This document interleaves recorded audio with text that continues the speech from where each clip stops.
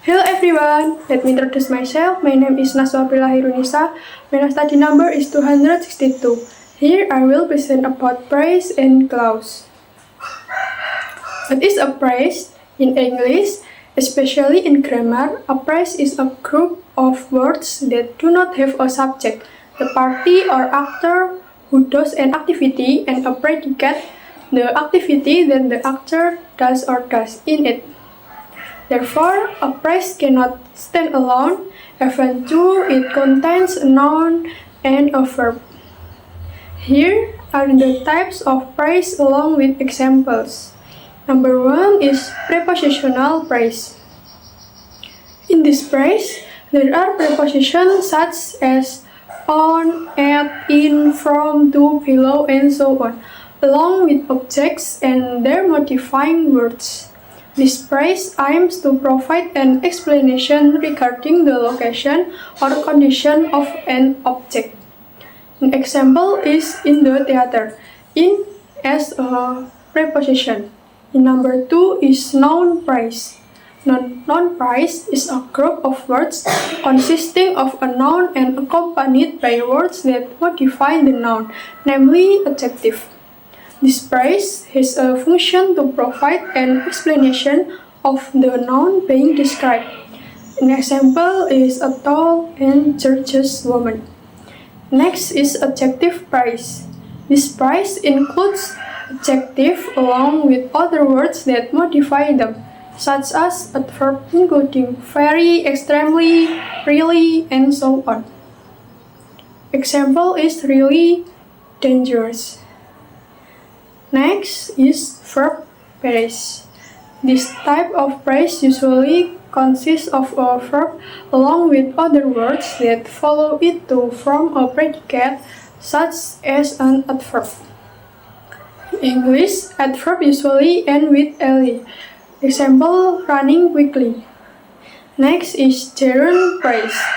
Gerund praise begins with a gerund, a verb that ends with the suffix ing, where the gerund acts as a noun and is followed by words that modify it. Example, practicing piano with a metronome. Next is infinitive praise. The infinitive praise begins with the word which is followed by the first verb. Is a verb 1.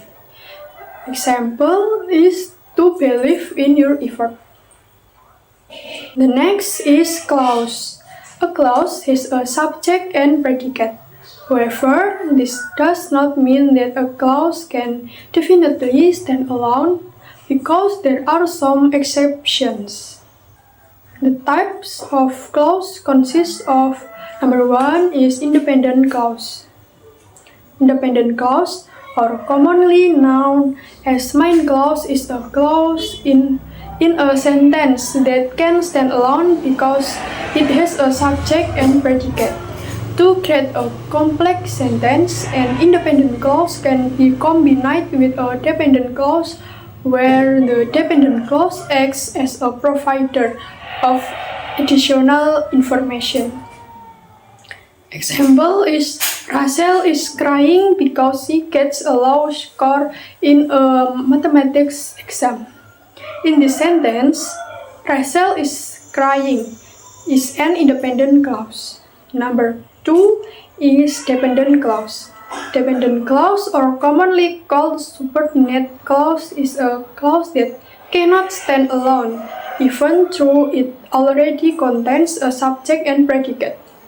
This is because dependent clause always begin with conjunction or connector such as and, but, or, while, as, and because. In other words, a dependent clause can become an independent clause if the conjunction is removed.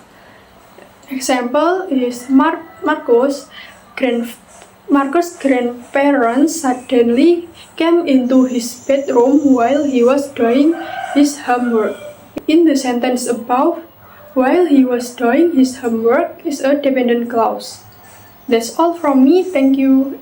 Any question? Excuse me, I have a question. Can independent clause and dependent clause take position in a sentence? Okay, I will give your permission to answer. Dependent clause and dependent clause can move position in front of or behind each other with the provision that if the dependent clause is in front of the sentence, then it is necessary to use a comma.